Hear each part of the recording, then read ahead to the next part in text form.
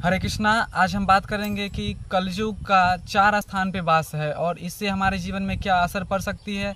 और कलयुग को शास्त्रों में बताया गया है कि इससे अच्छा कोई और युग है ही नहीं। सतयुग से भी अच्छा कलयुग है, तो फिर किस मायने में ये कलयुग अच्छा है? इसमें तो पाप अधर्म ही बढ़ रहा है, तो इसमें क्या अच्छा लग रहा है कि मतलब शास्त्र में बताया गया है कि कलयुग सतयुग से भी अच्छा है। तो इन सब का शास्त्रों में उल्लेख है, तो इन सब का चर्चा करेंगे कि 4 स्थानों पे परीक्षित महाराज ने इन कलयुग को वास का दिया है कि अब 4 जगह पे रह सकते हो। तो ये कौन कौन सी जगह है और इसे कैसे बचना चाहिए और कैसा पता चले कि हमारे पास कलयुग है या नहीं है, अगर है तो इसको कैसे ख़त्म करें और ये कितना नुकसान पहुंचा सकती है हमारे जीवन में।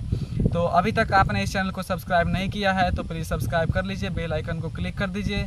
तो चलिए इस वीडियो को शुरू करते हैं। कलयुग में जो है सतयुग से ज़्यादा भक्ति बढ़ सकती है। कलयुग में आप थोड़ा सा भक्ति करेंगे तो भगवान बहुत ज़्यादा फल देते हैं।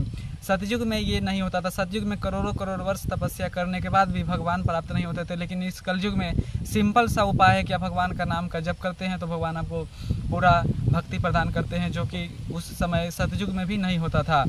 और कलयुग में जो आप मन से पाप कर रहे हैं वो पाप को गिनती नहीं माना जाता है, और सतयुग में ऐसा नहीं था। आप अगर मन से पाप करते हैं तो उनको पाप माना जाता था, लेकिन उस समय में अगर मन से आप कोई अच्छा करते थे तो इसमें नहीं माना जाता था। लेकिन कलयुग में क्या विशेष गुण है कि आप इसमें मन से भी कुछ अच्छा करते थे भगवान को। आप यहाँ बैठे हैं लेकिन आप वृंदावन की याद कर रहे हैं, भगवान को पुष्प चढ़ा रहे हैं, फल अर्पित कर रहे हैं, या आप कुछ सोच रहे हैं, तो आपको जो वहाँ जाने का फ़ायदा मिलेगा वो कलयुग में साक्षात आपको घर पर बैठे फ़ायदा मिल सकता है।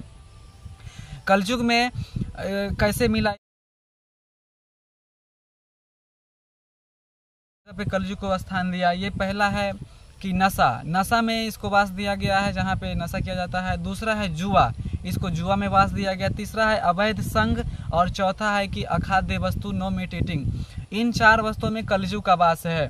और कलयुग को महाराज परीक्षित ने मतलब इससे पहले जो दिया स्थान, इससे पहले उनको मारने जा रहे थे, लेकिन कलयुग ने कहा कि हे महाराज रुक जाइए, मेरे अंदर में एक बहुत अच्छा गुण है। अगर जो भगवान को प्राप्त करना चाहते हैं वे इस कलयुग में बहुत सरलता से भगवान को प्राप्त कर सकते हैं। तो जो इस युग में भगवान को पास जाना चाहते हैं, परीक्षित महाराज के पूछने पे कलयुग ने बताया कि हे महाराज परीक्षित, मैं आपके नगर में वहीं रहूंगा जहाँ पे ये 4 चीज़ होंगे। तो और जो भक्ति करना चाहते हैं मैंने उनको कुछ नहीं करूंगा, और उनके भक्ति में बहुत सपोर्ट मिलेगी और ये भक्ति एकदम आराम से चलेगी। ये नियमों को पालन करने पर उनके घर में कलयुग का कोई नुकसान नहीं होगा।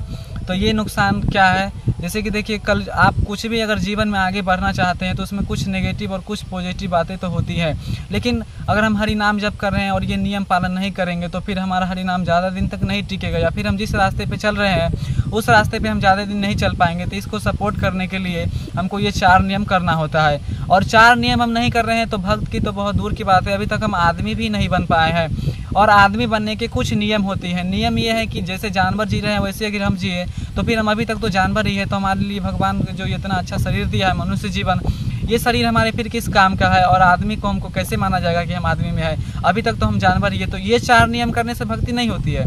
ये 4 नियम करने से हमको मनुष्य में गिनती माना जाता है कि हम अब मनुष्य बन गए हैं, और इन 4 नियमों से करेंगे तो मनुष्य माना जाएगा। और फिर हम ये करेंगे, जैसे कि पहला है नशा। हमको किसी भी तरीके की नशा नहीं करना है।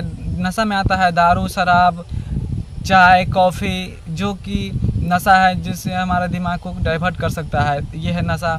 दूसरा है कि जुआ नहीं खेलना है। जुआ में हर टाइप की जुआ हो सकती है, जैसे कि लॉटरी, सट्टा, गैम्बलिंग, ये सब होते हैं, जैसे गैम्बलिंग बोलते हैं इंग्लिश में। और इसमें शेयर मार्केट भी आता है। जैसा कि कोई प्रोफेशनल है, उसका जीवन अगर शेयर मार्केट से ही चलता है, वो अपना सारा जीवन शेयर मार्केट के ऊपर ही निर्भर रहना चाहता है, तो उसके लिए फिर गड़बड़ नहीं है। लेकिन जो लोग दूसरा प्रोफेशनल मतलब धंधा करते हैं लेकिन वो शेयर मार्केट में आना चाहते हैं, तो उनको ये गैम्बलिंग ही माना जाएगा, ये जुआ के तहत माना जाएगा, क्योंकि वो लोभ लालच के बस इसमें घुसते जा रहे हैं, बस उनका कोई उद्देश्य नहीं है।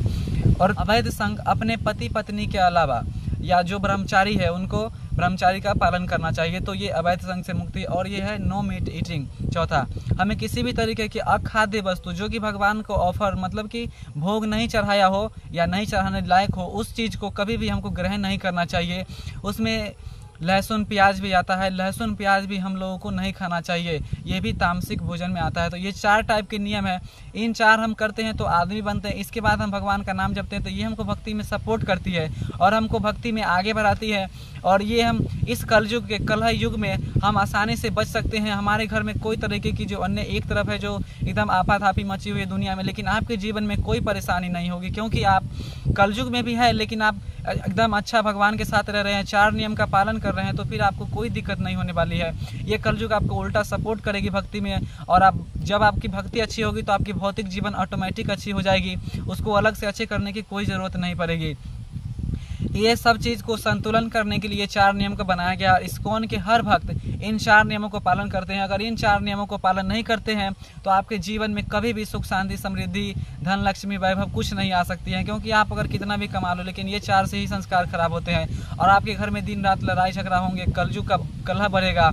अगर मान लीजिए आपके घर में कोई बच्चा है, वो भी अगर दारू शराब पी के घर में आएगा तो आप परेशान होंगे, चिड़चिड़ाएंगे, तो फिर इतना पैसा कमाने की क्या फ़ायदा है। तो पहले हमको ये संस्कारी बनना है, भक्ति करने है, और भक्ति करने के लिए 4 नियम जरूरी है।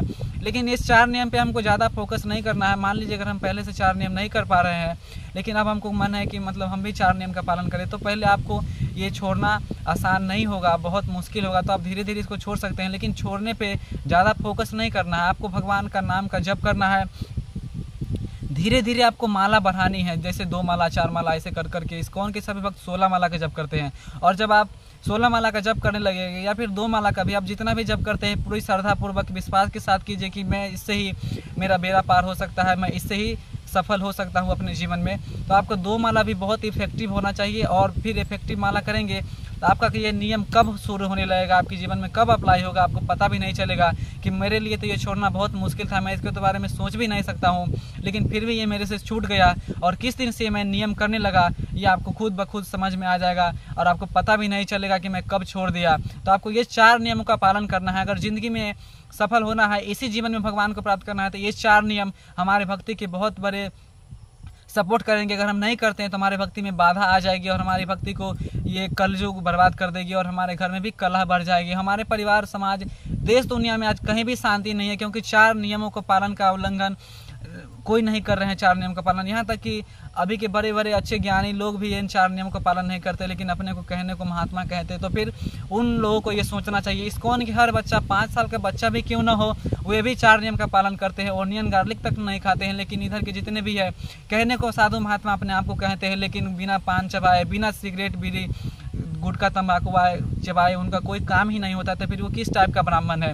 और ब्राह्मण करने में, ऐसे ब्राह्मण को तो भगवान ने ब्राह्मण कहा ही नहीं है, क्योंकि वो गुण कर्म से ब्राह्मण होता है। मान लीजिए कोई ब्राह्मण घर में भी पैदा हुआ, लेकिन वो ये ब्राह्मण में भी जन्म लिए, लेकिन वो ब्राह्मण का नियम नहीं कर रहे हैं, तो उनको ब्राह्मण किस लिए कहा जाए, उनको क्या ब्राह्मण कहे। उससे तो समाज के, हमारे समाज में कुरीतियाँ ही बढ़ेंगी, और समाज में जब ये कुरीतियाँ बढ़ेंगी, जब हम ब्राह्मण ही अशुद्ध हो जाएंगे, तो फिर हमारी ये जीवन चल रहा है ये ब्राह्मण के ऊपर ही चल रहा है। गीता में बताया है कि ब्राह्मण मेरा सर के बराबर है, अगर सर ही खराब हो जाए तो फिर ये सारा बॉडी किस काम का रह जाएगा। तो ब्राह्मण हमारे सर है, और सर को हमेशा अच्छा होना चाहिए, ताकि वहाँ से बुद्धि निकले, तो हमारे समाज में अच्छे लोग होंगे, तो हमारे जीवन ऑटोमेटिक अच्छी चलेंगी, सभी की सोच अच्छी होगी। लेकिन ब्राह्मण ही अगर दूषित हो जाएंगे तो फिर हम किस दिशा में जा रहे हैं, आप इस कलयुग में भली भांति देख रहे हैं। इसका उदाहरण आप देख सकते हैं हिप्पी को। हिप्पी जो कि प्रभुपाद जी ने अमेरिका में जाके सभी को हिप्पी से हैप्पी बनाया। वहाँ के सरकार, अमेरिकन सरकार परेशान हो गई थी, वो लोग सुधर नहीं पा रहे थे, और वहाँ पे ऐसे ऐसे हरकतें कर रहे थे कि आप जिनको सोच नहीं सकते हैं। तो इनको कैसे कम किया जाए, ये सब प्रभुपाद जी ने बताया, और 4 नियमों का सभी ने पालन किया अच्छे से। और इन 4 नियमों को पालन करने में उन लोगों को मदद किया जो कि उसमें सभी लोग दारू शराब मीट मछली में डूबे हुए थे, एक दूसरे के अवैध संग में डूबे हुए थे, लेकिन उनकी कृपा से सभी लोगों ने छोड़ दिया। और आज देखिए, जो हम लोग ब्राह्मण तक नहीं सोच सकते हैं कि इतने अच्छे वो भक्त बन गए हैं। तो ये ऐसा कुछ नहीं है, बस आप करना चाहते हैं तो कर सकते हैं, इसलिए कोई मुश्किल नहीं आता है। लेकिन ये हमको ठानना पड़ेगा कि हमारे जीवन में क्या अच्छा है, क्या बुरा नहीं है, क्या बुरा है। तो फिर हम सबको ये सब समझना पड़ेगा कि हमारे जीवन में क्या किया जाए। और ये 4 नियम कोई ज़्यादा बड़ा नहीं है, और अगर हमको भगवान प्रिय है तो हमको ये ज़्यादा मुश्किल भी नहीं है छोड़ना, तो हम इसको आसानी से छोड़ सकते हैं। और इसमें कोई ज़्यादा आपको परेशानी नहीं आएगी। आप अगर ये 4 नियम करते हैं तो क्या हो गया, आप अच्छा से जी सकते हैं, आपके जीवन में सब चीज़ अच्छा से होगा। आपका ये उल्टा सीधा भरा जीवन है, उससे तो अच्छा है कि आपका सीधा सीधा जीवन चलेगा और आपकी ज़िंदगी में खुशहाली आएगी। तो क्या आप खुशहाली नहीं चाहते? इतना सारा खुशहाली का रास्ता हम खोज रहे हैं कि हमारे जीवन में ये खुशी मिल जाए, ये खुशी मिल जाए, लेकिन खुशी कभी नहीं मिलने वाली है अगर हम भगवान से जुड़े नहीं रहेंगे और उनके नियम से नहीं चलेंगे। तो इस जीवन में भी बहुत सारे लोग हैं जो कि मान लीजिए आप ट्रैफिक पे जा रहे हैं, अगर ट्रैफिक के नियम का फॉलो नहीं करते तो आपको पुलिस जेल में डाल देगी। इसी तरीके से ये भगवान का नियम है कि अगर आप भगवान के नियम का फॉलो नहीं करते हैं तो आपके लिए नर्क बना हुआ है और नर्क में भयंकर यातनाएं दी जाती है। यमदूत उनको पकड़ के घसीट के ले आते हैं, अनेक अनेक प्रकार की नर्क में सज़ा मिलती है। तो ये सज़ा, ये भगवान को इससे कोई लेना देना नहीं होता है। आप जो करना है करो, आपका जीवन स्वतंत्र मिला हुआ है, बस आप देख लो कि जीवन को कैसे जीना है। तो इस जीवन को अगर और अच्छा से जीना चाहते हो और नर्क से बचना चाहते हैं तो भगवान की भक्ति कीजिए, इन 4 नियमों का पालन कीजिए और मनुष्य में अपना गिनती करवाइए। और ये 4 नियम करेंगे तो भक्ति हमारी एकदम ऑटोमेटिक बढ़ जाएगी और हमारी जो लक्ष्मी है, घर की लक्ष्मी है, वो भी बढ़ेगी, वो कभी कम नहीं होने वाली है। तो आप देखते हैं कि इस दुनिया में कितने सारे लोग पैसा कमाते हैं लेकिन उनका कोई संतान आता है और सारा पैसा खत्म कर देता है। तो ऐसा क्यों होता है? क्योंकि आपने तो पैसा बहुत कमाया और अपने बच्चे को संस्कार ही नहीं दिया, क्योंकि आप खुद संस्कारी नहीं थे। और ऐसा केस में ऐसा ही होता है कि आपका जो भी कमाया गया पूरा धन संपत्ति है वो सारा खत्म कर देता है और जो आप मरने के बाद भी आपके कोई काम को नहीं आता है। आप यहाँ तक कि आपके लिए 1 रुपया वो दान नहीं दे सकता है, श्राद्ध नहीं कर सकता है। तो फिर ऐसा बच्चा क्यों पाले?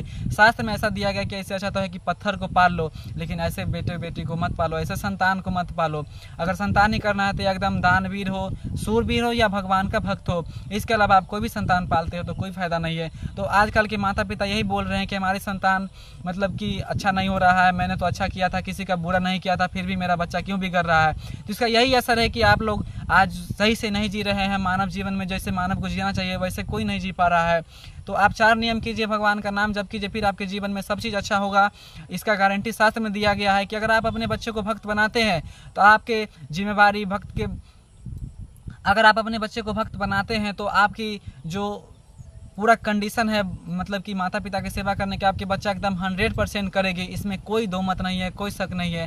तो धन्यवाद आप सभी को ये वीडियो देखने के लिए। ये वीडियो कैसा लगा कमेंट करके बताइए। अगर पसंद आया होगा तो लाइक कर दीजिए और दूसरे को भी शेयर कर दीजिए और इस चैनल को सब्सक्राइब कर दीजिए।